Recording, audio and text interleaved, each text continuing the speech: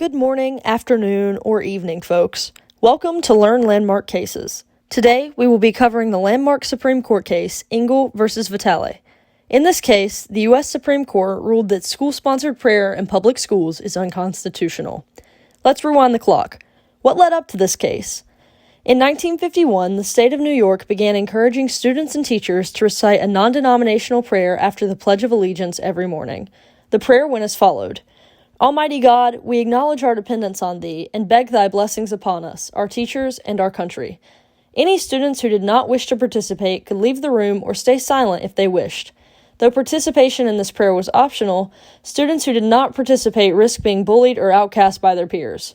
Furthermore, teachers and students delivered this prayer in a Christian fashion, with their palms together and head bowed. Many other religions, such as Islam, do not conduct prayer this way. In 1958, the prayer reached a school in Long Island, which Michael Engel, a Jewish student, attended.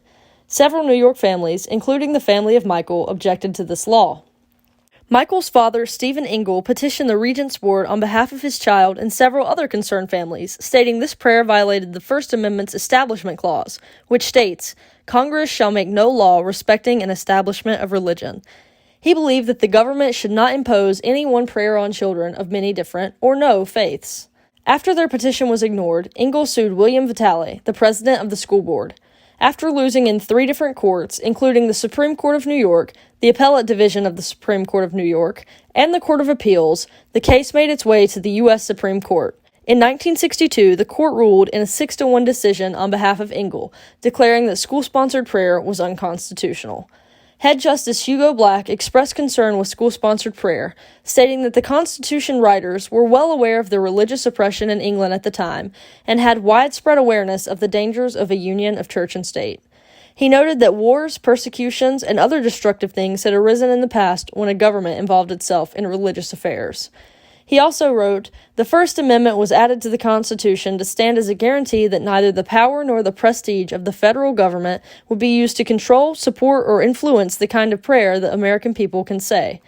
And finally, he expressed that the government in this country should stay out of the business of writing or sanctioning official prayers and leave that purely religious function to the people. Justice William Douglas also weighed in, writing, once government finances a religious exercise, it inserts a divisive influence into our communities.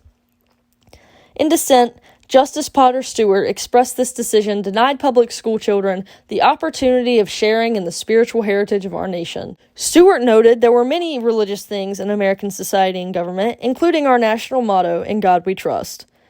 Vitale's case argued that this prayer was non-denominational and no other theological discussions were held in class.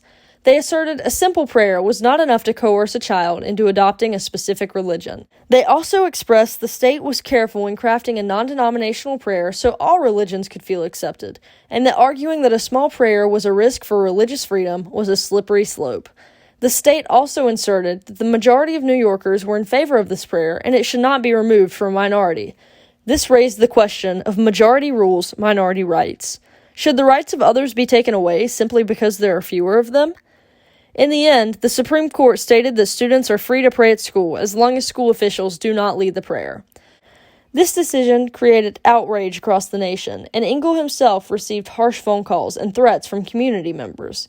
This case set a precedent for many other cases in the future involving school prayer, including a case about a prayer at a middle school graduation and a prayer at a high school football games in Santa Fe Independent School District. These are both cases we will be discussing on this channel in the future.